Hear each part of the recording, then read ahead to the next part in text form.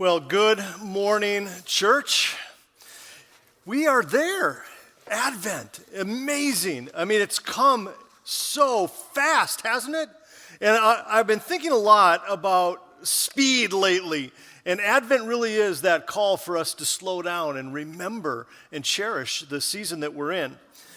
I had to laugh when it started snowing last night. This is our first big snowstorm in Traverse City since Elizabeth and I moved here, and I'm so excited. I remember when I was a kid, nothing really brought me more joy, particularly on like a school night, than hearing the report that we were going to get 6, 8, 10, 12 inches the next day. I remember going to bed at night thinking to myself, it's here. We've got a snow day coming. You know, it was that anticipation of missing school that I think brought such delight to my heart. Big storm coming. Instantly, my heart would be filled with hope. I would go to bed. No school, sledding. My mom made the best hot chocolate and toast that I would dip, and all of the unlimited cartoons that I was imagining. I would do little snow day rituals as a kid in preparation. I mean, there was some things that me and my friends had learned that if we did these rituals, there was a better chance that actually we would accomplish our snow day dream. So we would turn our pajamas inside out. We would put a spoon underneath the pillow. We would pray and pray and pray that it would be an unbearable snowstorm. And then I'd evidently, most often it seems, wake up, run to my window, and nothing. It was barely a dusting, driveway fully visible. I remember birds chirping like it's April. I'm like, oh man. I was talking to my young lad Gabe this week, and he was telling me how he thinks perhaps the worst invention ever in human history was the snowplow.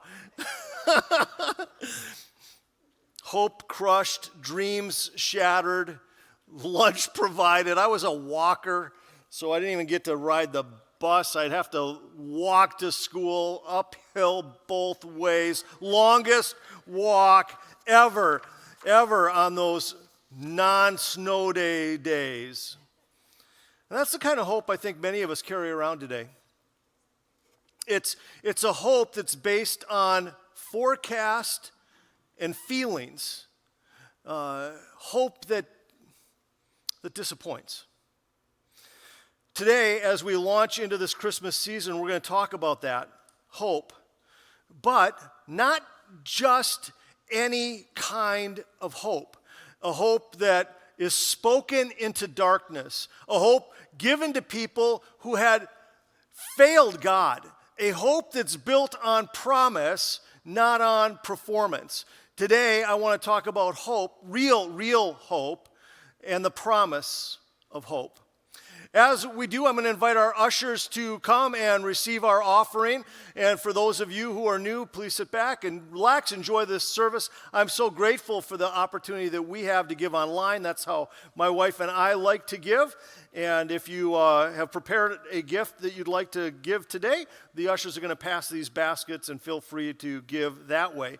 But however you give, I want to say thank you in advance, because your giving does make Rob-like stories happen here.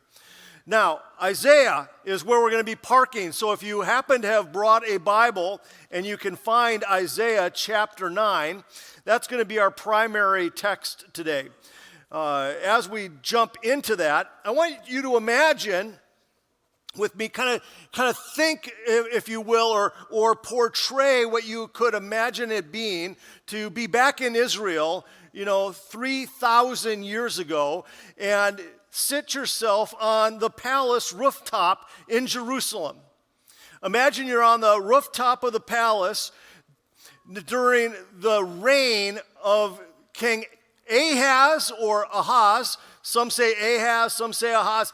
It's tomato kind of a thing. I like to say Ahaz. But as King Ahaz is reigning I imagine the night air to be heavy as we stand on the rooftop in Jerusalem, torches flickering and on the city walls, and rumors traveling faster than soldiers. Assyria is on the move.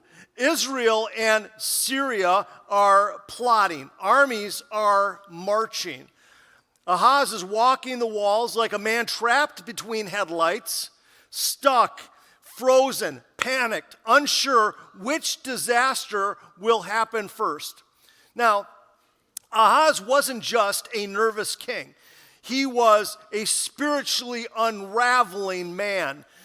Scripture tells us that he had shut the doors of the temple. He had plywooded them shut. I mean, they were locked down. His father had been a pretty good king and had loved God, but his heart had drifted far from God, and he wanted nothing to do with God. He didn't want anybody to have anything to do with God, and so he was looking to every other source and filled Jerusalem with altars to all kinds of other gods and other deities. Idols were everywhere. He consulted mediums and astrologers and foreign gods, and in one of the darkest moments in Judah's history, he sacrifices his own son to the altar and fire. This is not a king standing confidently in the light. This is a king stumbling in darkness. Meanwhile, Judah, the kingdom of Israel, is collapsing. Assyria, the brutal superpower of the world, is swallowing up nation after nation like a wildfire. Word reaches Jerusalem that the Assyrian king is flaying the army and the enemy rulers and are piling them up high. The skulls of these vanquished warriors are now being piled at the city gates. Families in Judah would have been whispering about this at the dinner table, like, can you believe what's happening? It's really bad.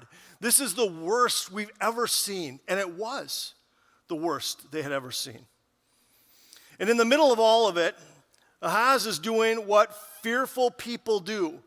He's grabbing for anything that feels like control. So instead of trusting God, Ahaz trusts in political deals, military alliances, the war machine of Assyria, the idols of the surrounding nations. Isaiah keeps walking into the throne room, and the prophet Isaiah is giving this message. Ahaz, return to God.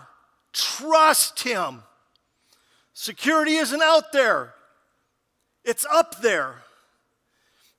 And I think in our world today, so many of us fall into the same patterns that they've fallen into century after century after century. That once in a while we turn our eyes towards God, but often we turn our eyes towards almost anything else. We look to things and places hoping that it'll satisfy or we'll get identity or value or security or peace. Everywhere we're looking that isn't to Jesus, we're missing the mark. But Ahaz refuses, not once, not twice. Repeatedly, he refuses to heed the call into his life by the prophet.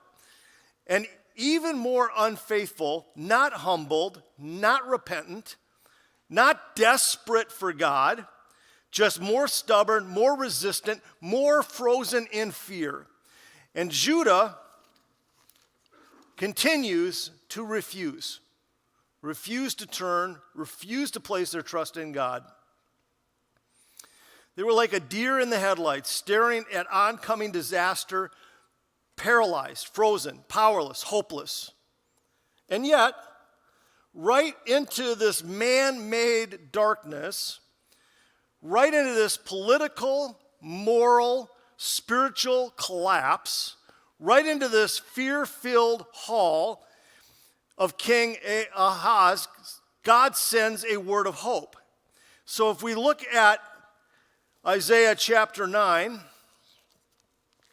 it says this, nevertheless, there will be no more gloom. Isaiah 9 doesn't begin with judgment. It begins with a sunrise. It begins with a hopefulness. Even when God's people have walked away, even when their king refuses the light, even when they created their own darkness, God still stepped in with hope. Today, as we unpack this, I want us to begin by looking at the first historical darkness that they're finding themselves in. Israel's crisis, we'll call it. Has anybody ever hit a deer with their car? Okay. That's actually a thing in Minnesota, too. Minnesotans and Michiganders are Michiganders. How do you say it? Michiganders. We seem to be famous for butchering deer with our cars. You remember when you first saw the car, the deer in front of your car, that notion of, I'm going to hit, there's nothing I can do, right?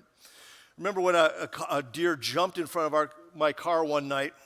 I was driving down the road, and I was like, I just all of a sudden saw it in the air, and there was no way I was missing it.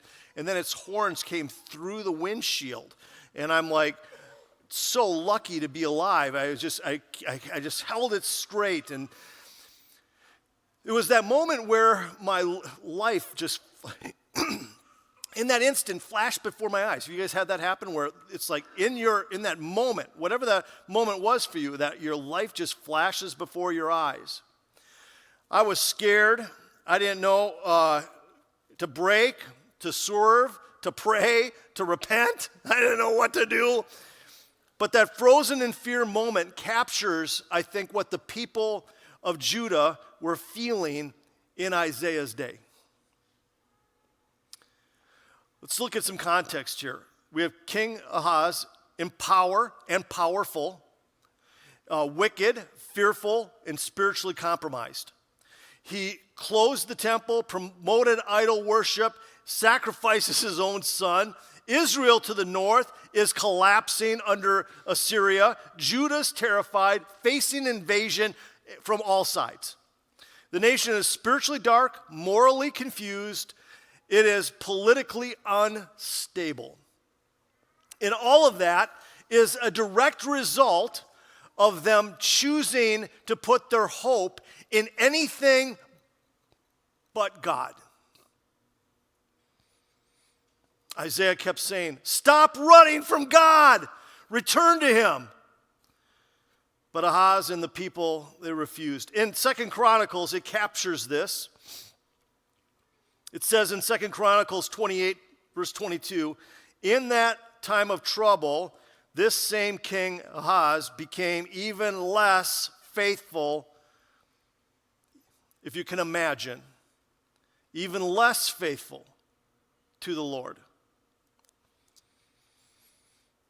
It was darkness that they created by moving increasingly away from God, turning their back on God, trying to place their hope and trust in the kinds of things that many of us are tempted to put our faith and hope and trust in.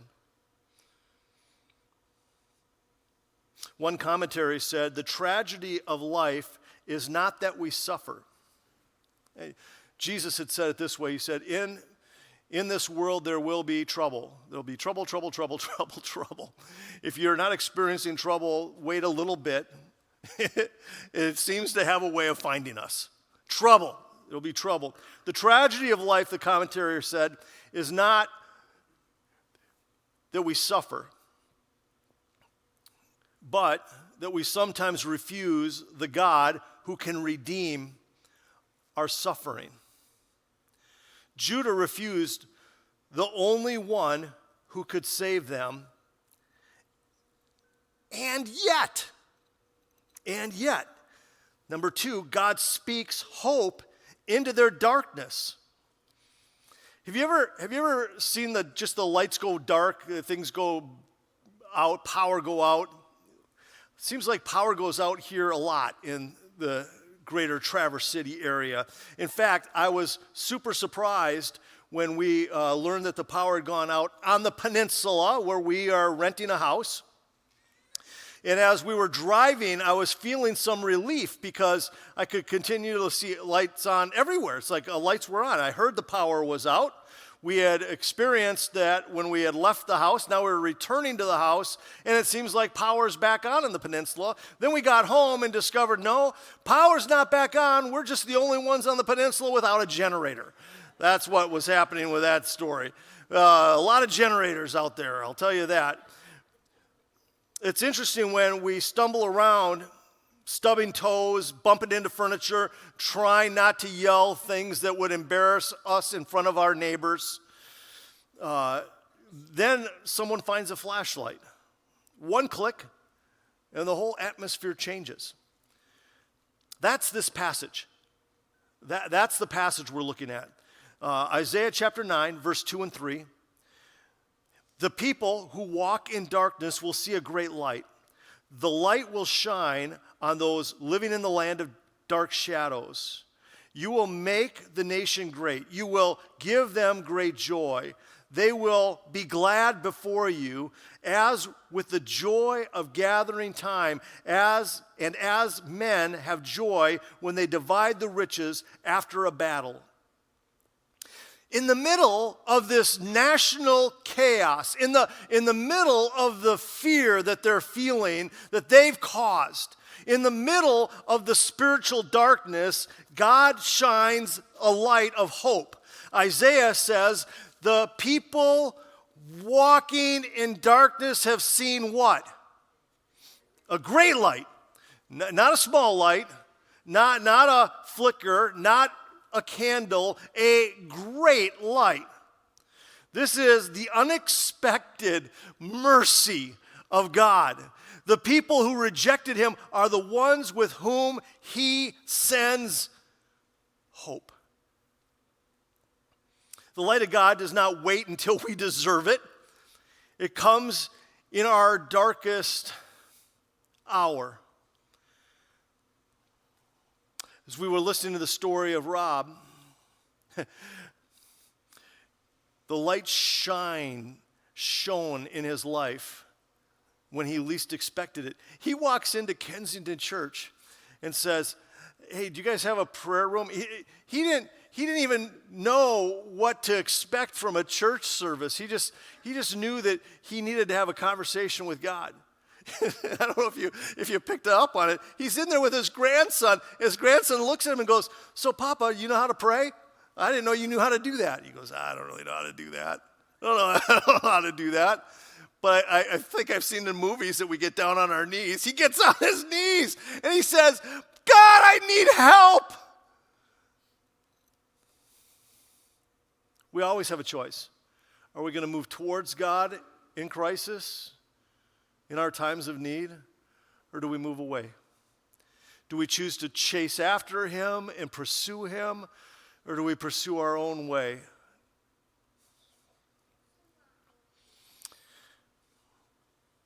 The light of God does not wait until we deserve it. It comes in our darkest moments. August 14th in 2003, we were on the brink of moving to the Brainerd Lakes area in Minnesota to start a brand new church, and we were closing on our house the following week. And I'll never forget kind of the awe and concern that I had that we were going to be able to close. It was a week away. Our closing date was a week away, and that was the day of the largest blackout in American history. I don't know if you recall it. 50 million people across 8 states and part of Canada lost power. New York City, the city that never sleeps, went completely dark. There were no streetlights, no subways. There was no traffic signals, elevators stuck, hospitals scrambling, people trapped in buildings, stumbling through hallways and stairwells lit only by the glow of cell phones. One reporter said, "It was eerie. like the lights had been sucked out of the world. People were lost, literally. No one knew when help was coming. No one knew how long the darkness would last. But then something beautiful began to happen. Neighbors who had never spoken to each other began unlocking their doors and turning on flashlights. Apartment buildings lit up dim hallways as residents opened their doors, shining beams of light down the halls. Strangers used their phones and small flashlights to guard whole groups down stairwells and across intersections. Some people stood in the streets directing traffic with $5 flashlights. One little beam of light completely changed the atmosphere around it. Where there had been fear, there was calm. Where there had been confusion, there was clarity. Where there had been isolation, there was suddenly community. In that moment that light appeared, the darkness stopped being the dominant story. Judah didn't deserve hope. Ahaz didn't deserve another chance. But God sent hope and another chance anyway. Now look at this. Number 3, the promise of a Messiah, a child. Have you ever been in a hospital when a baby's born? Babies change everything. It's unbelievable. I don't know if you've ever been in the room when a baby's born, but everything in that room changes. The conversations soften. Worries pause. Futures suddenly feel hopeful. A baby can change everything, and that's exactly what God's promised. Not a warrior, not a general, not a new political alliance, not a new strategy, but a child. And so in verse 6 it says this, Isaiah writes, "For to us a child will be born. To us a son will be given. And the rule of the nations will be on his shoulders. His name will be called Wonderful, Teacher, Powerful God, Father who lives forever, Prince of Peace." A child who would carry titles no king ever had. Wonderful Counselor, Mighty God, Everlasting Father, Prince of Peace. One of my favorite commentaries is by William Barclay, and he writes, Jesus is the one whose coming brings light. Where there was darkness, peace. Where there was conflict, and hope where there was despair. That wasn't just a poetic sentiment that a child would be born. It was a prophetic declaration. And much like they then looked forward to that event and found peace, we look back on that event and find peace. But it is the event of the Son of God, Emmanuel, God with us, coming as a child that changed everything in human history. Whether we look back or whether we look forward, we see in that event the place of peace is found. God was saying, my hope isn't based on your behavior. God was saying, my hope isn't based on your politics. My hope isn't based on your success. My hope isn't based on your failure. My hope comes from me. And I'm sending it through a child. That's what Advent is, the looking forward to, the coming child, the remembering. Here's a question for us. Number 4. Where, for real, where is our hope? What are you looking to for your hope? I don't know if you've ever seen a beautiful gift bag. It's gorgeous in every way. The way it's wrapped, the bow on top. Beautiful gift bag. And then you reach in and find that there's nothing in it. That's what happens when we put our hope in our money. It's a beautiful gift bag. cannot deliver the hope we want. It's where we look and find no hope in our success. The most successful women and men in the world are often lonely and hurting and disguising it with their pursuit of success. It's where we find there isn't really in relationships the hope that we had longed for. It's certainly not in our political leaders, our own effort, the approval of others. All these things that we can look to try to find hope, it's like an empty, beautiful gift bag with a bow and nothing inside to deliver real hope. It looks promising, but when you reach inside, it can't deliver. Ahaz put his hope in Assyria's armies, and it cost him everything. So let me ask, where are you placing your hope this Christmas?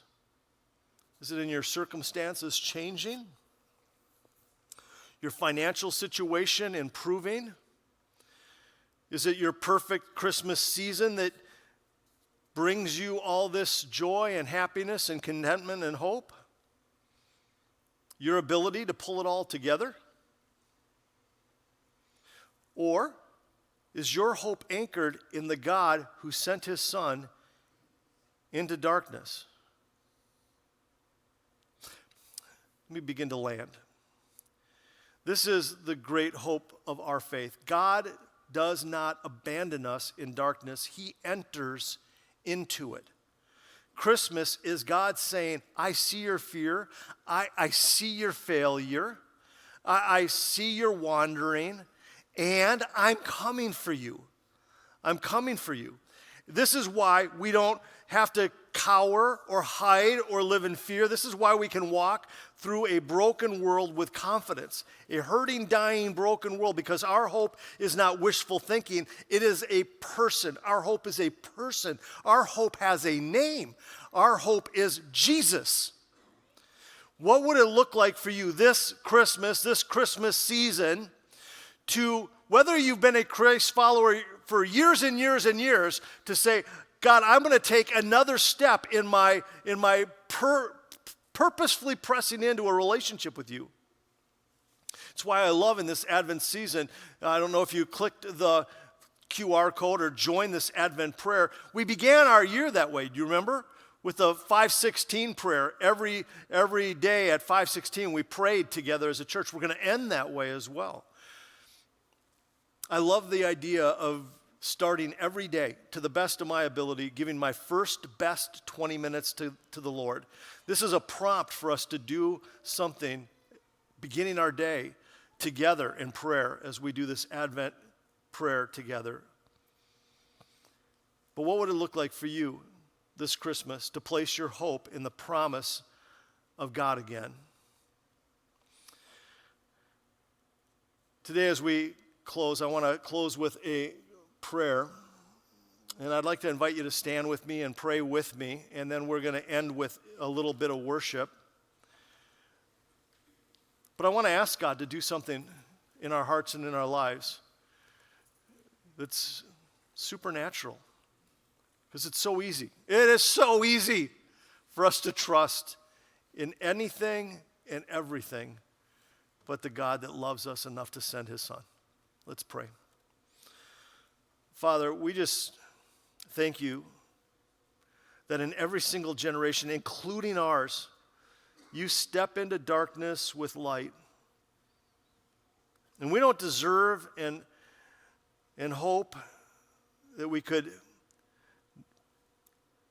experience you in a real way, but I know we can never earn it.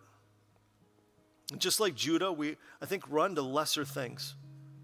We trust our own strength, our own alliances, our own idols. And yet you still come, and you still speak, and you shine. Lord, thank you that the story of Isaiah chapter 9 isn't just an ancient story, it's our story. When we stumble, you steady us. When we wander, you pursue us.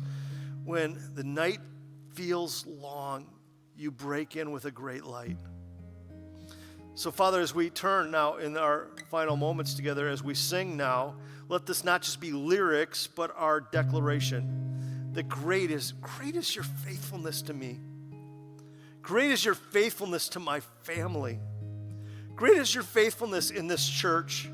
Great is your faithfulness in this city. God, great is your faithfulness in every season because you never change. Let's turn our hearts towards the Lord and worship.